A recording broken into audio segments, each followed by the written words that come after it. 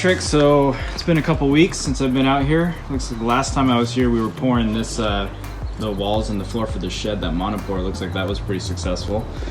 Looks like you guys have made some progress. We'll talk about the house here in a second, but I guess we'll start here at the shed. So in the shed, we've ran all the conduit. You can see by the blue expansion tank, we have our 1.25 inch water line that's connected to the wellhead that comes into the building. That'll get connected into the bottom of the expansion tank. The smaller black pipe you see by it's a 3/4 inch water line that runs from here into the house. So that's all ran and underground. And then the electrical came out. They put in their panels, ran the line, waiting for the inspection. You can see the cutout and the styrofoam is for the UFA ground. That ground is actually connected to all the rebar that is the structure of this building. Yeah, so it's completely grounded out. That's a good example of how ICF, once the wall is poured, you can see the concrete back behind the foam. Once the wall is poured, you can just hot knife or cut that out and run your cabling Absolutely. and whatnot. Conduit inside the house, whatever you need. And then we just backfill it with foam after it's expansion foam. Yeah. Cool. Awesome. So he's coming to inspect that sometime this week. Correct. And once that's done, we'll have power for the building, and the Generac one is for the backup Generac power, which is what this is right here, this open hole. You can see the gas line in there. It's going to be a natural gas generator. Cool.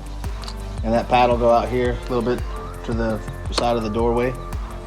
It'll be on a little small concrete slab, landscaping around it. Awesome. Yeah, well, let's take a look at the house now. So today, we're actually pouring the floor, so you can see the concrete pump guys here. But before we pour, go ahead and kind of get an update. Right, so you got the roof. Right, we did all the roofing, and if you look up there, you can see all the structural blocking for the TGIs. Those are Simpson DTT2Z brackets with all thread going through the TGI trusses.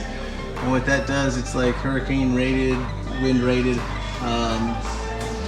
for the sheeting on the roof to keep the structure. Awesome.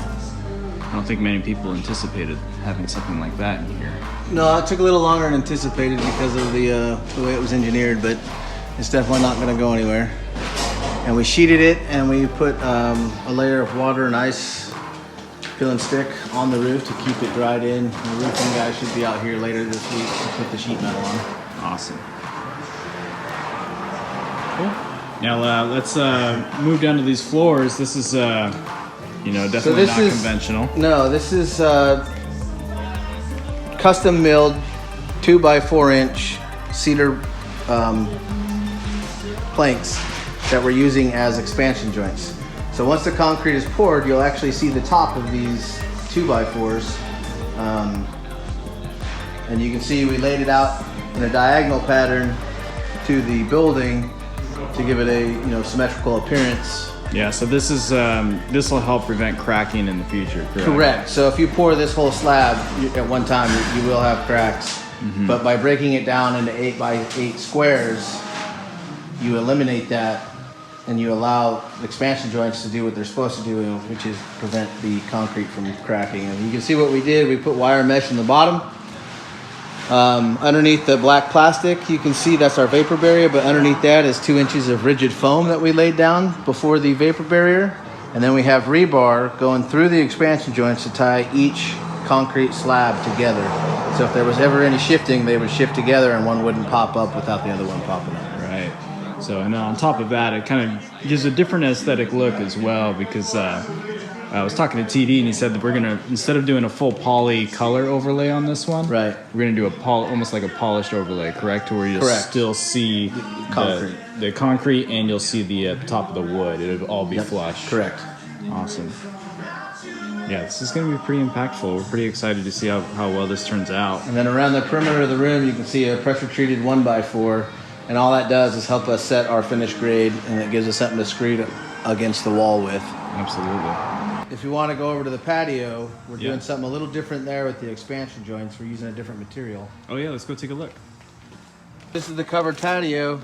Oh, it is different. Yep, and what you can see is we went with the square layout to differentiate the space between the inside and outside. And we're also using a Trex Deck, a 1x Trex Deck, which is going to be more sustainable. It won't it's UV rated. It won't fade or turn gray like the wood would outside. So we're using the gray Trex Deck, and we put it at a different pattern to, you know, signify a different space.